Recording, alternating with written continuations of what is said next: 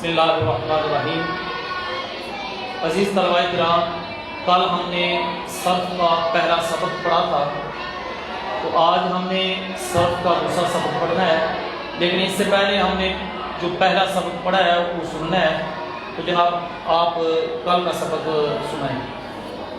تو کل ہم نے پہلا سبق صرف کا پڑھا ہے۔ اعوذ باللہ من الشیطان الرجیم، بسم اللہ الرحمن الرحیم۔ ان میں صرف کی تعریف ایسے اصول و قوانین جن کے ذریعے ایک کلمہ سے دوسرا کلمہ بنانے اور ان میں تبدیلی کرنے کا طریقہ معلوم ہے۔ ان میں صرف کا موضوع صیغہ کے اعتبار سے کلمہ ہے۔ ان میں صرف کی غرض صیغے بنانے اور ان میں تبدیلی کرنے میں ذہن کو ورزش سے گزارنا ہے۔ ان میں صرف کی وجہ تسلیم ہے۔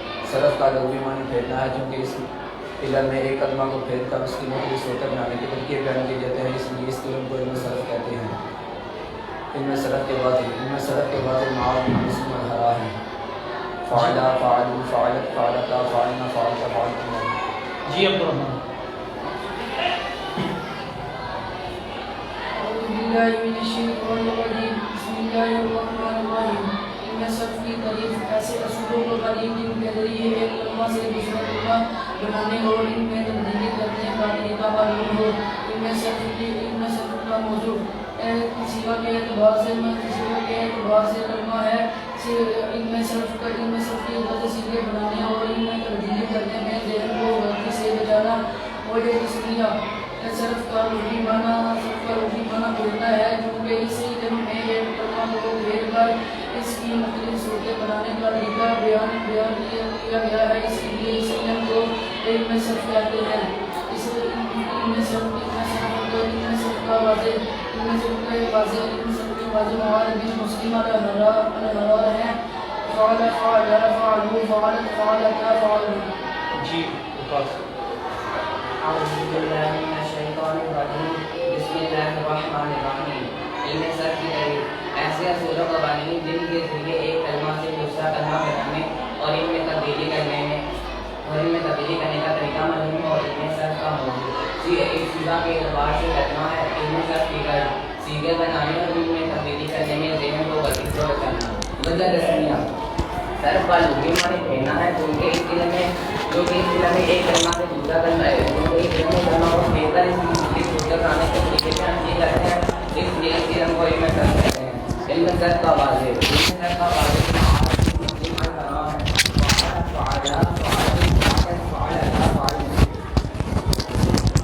جی ماشاء اللہ، کل ہم نے صرف کا پہلا سبق جو ہے یہ پڑھا ہے۔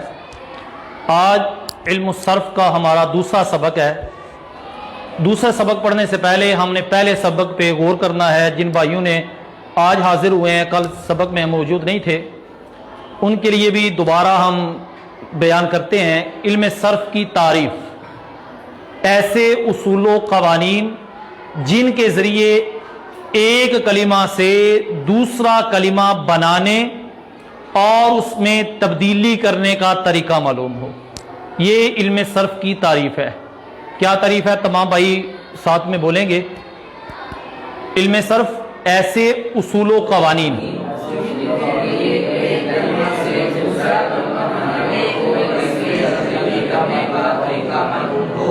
یہ ہے علم صرف کی تعریف۔ ایک کلمہ ہمارے پاس آئے، جس طرح مثال کے طور پر داربن سے دارابا بنا ہے، یادریب بنا ہے۔ اب یہ ایک کلمہ ہے، داربن سے دارابا کیسے بنا؟ پہلے تو بنانے کا طریقہ ہم نے معلوم کرنا ہے، پھر اس کی حرکات و سکنات اس میں کیسے آئیں، یہ تبدیلی دارابا سے دارابا اور یادریب کس طرح بنتا ہے، یہ ہمیں صرف بتاتی ہے۔ دوسرے اس کا موضوع کیا ہے؟ صیغہ کے اعتبار سے کلمہ۔ اب کل آپ نے یہ سبق پڑھا تھا تو اس کے اندر لفظ کلمہ آیا تھا۔ آج انشاءاللہ دوسرے سبق میں ہم کلمہ کی تعریف پڑھیں گے۔ کلمہ کہتے کس کو ہے؟ یہ صرفی کلمہ ہے، اور اس کی غرض کیا ہے؟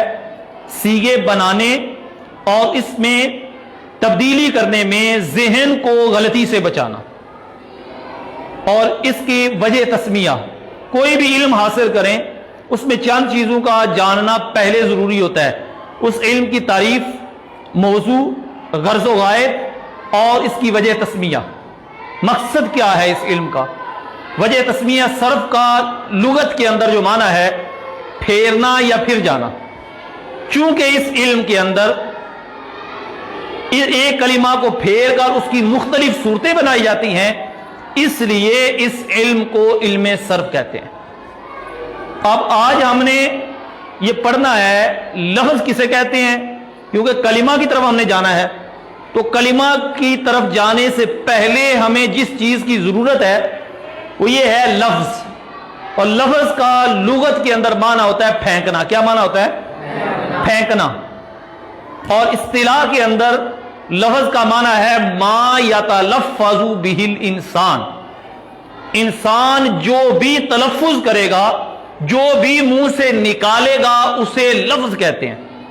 جو بھی نکالے، انسان نے زبان سے منہ سے کوئی لفظ ادا کیا، اچھا کیا یا برا کیا، اس کو کیا کہتے ہیں؟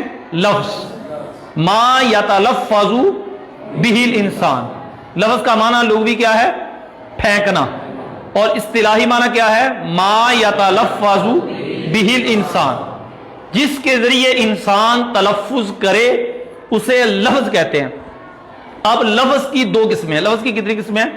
دو، لفظ موضوع اور لفظ محمل۔ لفظ موضوع اور لفظ موضوع با معنی لفظ کو کہتے ہیں۔ لفظ موضوع کسے کہتے ہیں؟ با معنی، جس کا معنی ہو، جیسے زید النام ہے، ناصر ان کا معنی مدد کرنے والا ہے، کوئی بھی ایسا لفظ جس کا معنی ہو نا، اسے لفظ موضوع بولتے ہیں، اسے لفظ کیا بولتے ہیں؟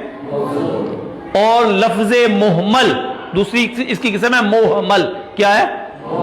محمل۔ بے معنی لفظ کو لفظ محمل کہتے ہیں۔ جس طرح دیزن، اس کا کوئی معنی نہیں ہے، زید کا معنی ہے، دیز کا کوئی معنی نہیں ہے۔ اس طرح آپ کے گھر میں کوئی مہمان آتا ہے یا کوئی آپ کو بندہ ملتا ہے تو آپ کہتے ہیں روٹی شوٹی کھانی ہے، یہ پنجابی کے اندر آپ بولتے ہیں۔ تو اگر آپ اردو میں اس کو لیں تو آپ بولتے ہیں روٹی ووٹی کھانی ہے۔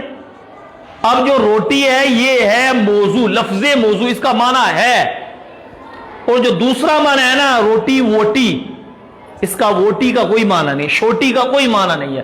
اس دوسرے لفظ کو لفظ محمل بولتے ہیں اور پہلے لفظ کو لفظ موضوع بولتے ہیں۔ اسی طرح یہ ابھی ہم نے پڑھی ہیں لفظ کی دو قسمیں، لفظ موضوع، لفظ محمل۔ اب لفظ موضوع کی دو قسمیں ہیں۔ موضوع لفظ کی کتنی قسمیں ہیں؟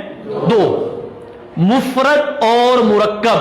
مفرد اور مفرد، وہ اکیلا لفظ، وہ اکیلا لفظ جو اکیلے معنی پر دلالت کرے، جیسے زید اکیلا لفظ ہے، اکیلے معنی پر دلالت کر رہا ہے۔ داربا، یہ اکیلا لفظ ہے، یہ اکیلے معنی پر دلالت کر رہا ہے۔ اب یہ ہے وہ اکیلا لفظ جو اکیلے معنی پر دلالت کر، جس طرح دربن ہے، اکیلا لفظ ہے، دربن یہ اکیلا لفظ ہے، اکیلے معنی پر کیا کر رہا ہے؟ دلالت کر رہا ہے۔ اب یہ لفظ مفرد کو کلمہ بھی کہتے ہیں، لفظ مفرد کو۔ اب اگر آپ سے پوچھا جائے کہ کلمہ کی تعریف کریں تو کلمہ کی تعریف آپ نے وہی کرنی ہے جو لفظ مفرد کی کر رہے ہیں۔ مفرد کی تعریف کیا ہے؟ وہ اکیلا لفظ جو اکیلے معنی پر دلالت کرے۔ مرکب، وہ لفظ جو دو یا دو سے زائد کلمات سے بنے۔ دو کلمے ہوں، ایک کلمہ، آپ نے کلمے کی تعریف پڑھ لی، مفرد کی تعریف پڑھ لی، ایک کلمہ ہو ساتھ میں دوسرا کلمہ مل جائے، جس طرح زیدن یہ ایک کلمہ ہے، قائمن ایک کلمہ ہے، یہ جب دونوں ملیں گے تو یہ مفرد نہیں رہے گا، یہ کیا بن جائے گا؟ مرکب۔ یہ کیا بن جائے گا؟ مرکب۔ وہ لفظ جو دو یا دو سے زائد کلمات سے بنے اسے کیا کہتے ہیں؟ مرکب۔ آج ہم نے جو صرف کے دوسرے سبق میں آغاز کے اندر چیزیں پڑھی ہیں وہ لفظ کا معنی پڑھا ہے، لفظ کی اقسام پڑھی ہیں، دو قسمیں ہیں، پھر لفظ موضوع آیا تھا، اس لفظ موضوع کی دو قسمیں پڑھی ہیں۔ آج کے سبق کے اندر ہم نے یہ پڑھا ہے، لیکن کیونکہ ہمارا صرف کا سبق ہے، ہم نے حدیث کی طرف جانا ہے، تو اس میں ہمیں چند چیزوں کی ضرورت ہوتی ہے، جس طرح حرکات ہوتی ہیں، ضمہ فتح کسرہ آپ سنیں گے، آپ جب صرف پڑھیں گے، آپ جب کتابیں پڑھیں گے تو آپ کو پتا چلے گا، آپ یہ زبان سے ادا کرتے رہیں گے مفتوح مکسور۔ اب ہمیں ان کا علم بھی ہونا چاہیے۔ سب سے پہلے حروف تہجی، الف سے لے کر یا تک تمام حروف کو حروف تہجی کہتے ہیں۔ اور دوسرا ضمہ، پیش کو ضمہ کہتے ہیں، ضاد کے ساتھ ضمہ، پیش کو ضمہ کہتے ہیں، جس حرف پر ضمہ ہو اسے مدموم کہتے ہیں۔ اور فتحہ، زبر کو فتحہ کہتے ہیں، جس حرف پر فتح ہو اسے مفتوح کہتے ہیں۔ کسرہ، زیر کو کسرہ کہتے ہیں، اور جس حرف کے نیچے کسرہ ہو اسے مکسور کہتے ہیں۔ یہ اصطلاحات آپ نے یاد کرنی ہے، پھر دوبارہ سن لیں۔ حروف تہجی، الف سے لے کر یا تک تمام حروف کو کیا کہتے ہیں؟ بولیں، حروف تہجی کسے کہتے ہیں؟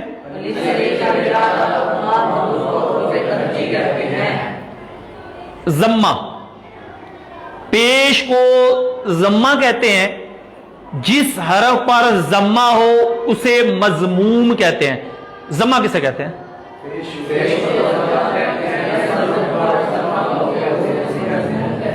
فتح، فتح زبر کو کہتے ہیں، جس حرف پر فتح ہو اسے مفتوح کہتے ہیں۔ جی فتح،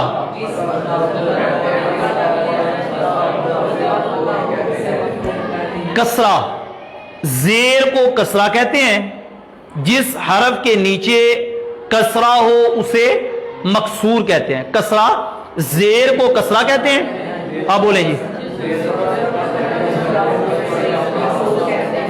مکسور کہتے ہیں۔ اس کے بعد حرکت، آپ میں کچھ حافظ قرآن ہیں، کچھ حافظ قرآن نہیں ہیں، وہ میڈل میٹر کر کے بیٹھے ہوئے ہیں۔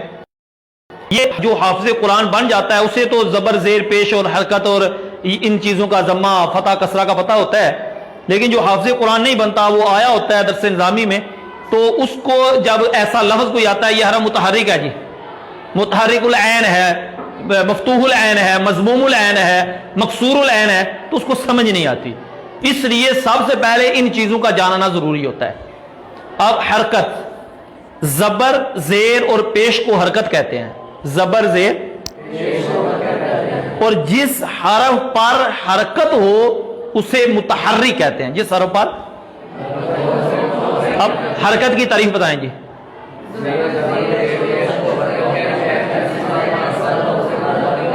اسے متحرک کہتے ہیں۔ ساکن، حرکت کے نہ ہونے کو ساکن کہتے ہیں، جس حرف پر زبر زیر پیش نہ ہو وہ ساکن ہے، جس حرف پر زبر زیر پیش نہ ہو وہ کیا ہے؟ ساکن ہے۔ تشدید، تین دندانوں والی شکل کو تشدید کہتے ہیں، تین دندانوں والی شکل کو تشدید کہتے ہیں، اور جس حرف پر تشدید ہو اسے مشدد کہتے ہیں، جس حرف پر تشدید ہو اسے مشدد کہتے ہیں۔ اب یہ چند اصطلاحات آپ نے یاد کرنی ہے، میں نے وائٹ بورڈ پہ اسی لیے دونوں وائٹ بورڈ پہ لکھ دیا ہے۔ یہ دیکھیں، سب سے پہلے یہ لفظ کا لغوی معنی، یہ آپ نے اپنے کاپیوں کے اندر نوٹ کرنا ہے۔ یہ نوٹ کرنے کا فائدہ یہ ہوگا، ایک تو آپ کی لکھائی بہتر ہوگی، اور دوسرا یہ ہوگا کہ آپ نے اپنے ہاتھوں سے لکھا ہوگا، آپ اس کو سمجھ سکیں گے، یاد کر سکیں گے۔ آپ خود مکمل جتنی صرف ہے آپ نے مکمل طور پہ اپنے پاس یہ محفوظ کرنی ہے۔ پہلے رف لکھا کریں، پھر اس کو نیٹ کیا کریں۔ ابھی آپ جب کلاس کے اندر لکھتے ہیں تو اس کو رف میں رکھا کریں، پھر جب آپ کلاس کے بعد تکرار کا موقع آئے تکرار کریں، تکرار کے بعد پھر آپ اس کو یہاں نیٹ کر لیا کریں، رجسٹر میں لکھ لیا کریں۔ لفظ کا لغوی معنی ہے پھینکنا، اصطلاحی معنی ما یتلفظ بہ الانسان۔ لفظ کی دو قسمیں ہیں، لفظ موضوع، لفظ محمل۔ لفظ موضوع، موضوع با معنی لفظ کو موضوع کہتے ہیں جیسے زیدن، محمل بے معنی لفظ کو محمل کہتے ہیں جیسے دیسن۔ لفظ موضوع کی دو قسمیں ہیں، مفرد اور مرکب۔ مفرد وہ اکیلا لفظ جو اکیلے معنی پر دلالت کرے جیسے زیدن، ناصر۔ مرکب وہ لفظ جو دو یا دو سے زائد کلمات سے بنے جیسے زیدن قائمن، یہ الگ طور پر زیدن بھی کلمہ ہے اور قائمن بھی کلمہ یعنی مفرد ہے، جب دونوں ملیں گے تو یہ کیا بن جائے گا؟ مرکب۔ ضمہ، پیش کو ضمہ کہتے ہیں، جس حرف پر ضمہ ہو اسے مضموم کہتے ہیں۔ فتح، زبر کو فتح کہتے ہیں، جس حرف پر فتح ہو اسے کسرہ۔ زیر کو کسرہ کہتے ہیں، جس حرف کے نیچے کسرہ ہو اسے مکسور کہتے ہیں۔ حرکت، زبر زیر پیش کو حرکت کہتے ہیں، جس حرف پر حرکت ہو اسے متحرک کہتے ہیں۔ ساکن، جس حرف پر حرکت نہ ہو اسے ساکن کہتے ہیں۔ تشدید، تین دندانوں والی شکل کو تشدید کہتے ہیں، جس حرف پر تشدید ہو اسے مشدد کہتے ہیں۔ حروف تہجی، الف سے لے کر یا تک تمام حروف کو حروف تہجی کہتے ہیں۔ یہ ہے آپ کا صرف کا سبق، لیکن اس کے بعد ہے ہماری گردانیں۔ انشاءاللہ آج سے ہم گردانیں بھی اپنی یاد کرنا شروع کر دیں گے۔ گردانوں کی کتاب انشاءاللہ آپ کے پاس آ جائے گی، تو ابھی آپ کو میں جس طرح وائٹ بورڈ پہ یہ لکھایا ہے سبق، اسی طرح گردانیں لکھاؤں گا۔ وہ گردانیں آپ نے یاد کرنی ہے، آپ نے یاد کر کے سنانی ہے۔ تو سب سے پہلے ہم نے آج کے سبق کے اندر جو چیزیں پڑھی ہیں وہ خود پڑھنے کے بعد یہاں لکھ لی ہیں، اگر نہیں لکھی تو آپ لکھ لیں۔ لکھنے کے بعد آپ آپس میں تکرار کریں، جو چیز آپ کو سمجھ نہیں آتی آپ بارہا پوچھیں، پھر تکرار کے بعد